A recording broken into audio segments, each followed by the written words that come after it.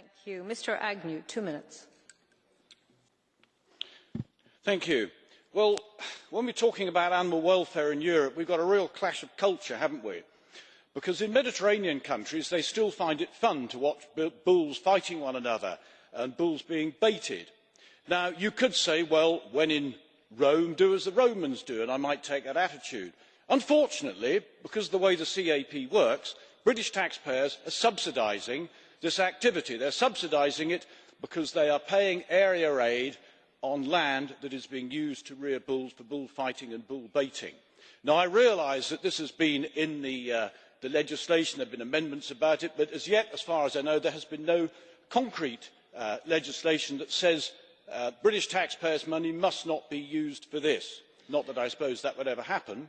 But I should just warn you that there's a referendum coming up in Britain fairly soon on EU membership, and there is nothing that makes Europhiles squirm more than being reminded that they, with their taxes, are supporting bull baiting and bullfighting.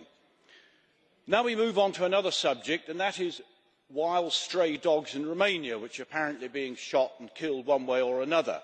That's an animal welfare issue, but I'm more concerned about what happens to these dogs once they've been killed, in whatever ways they are being killed. Are they buried? Well, that would upset the EU because of the environmental rules about burying dead animals. Are they being incinerated? Well, that'll upset you all, you global warmists, because of the CO2 that's going to the atmosphere.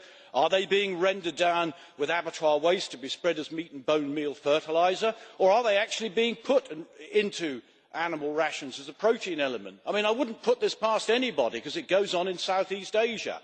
But these dogs carry rabies. We understand about 20% of them have got rabies. That's zoonotic. That means human beings can get it, and those human beings could come to Britain because the borders are open. So what better reason to close the borders than rabies? Thank you very much.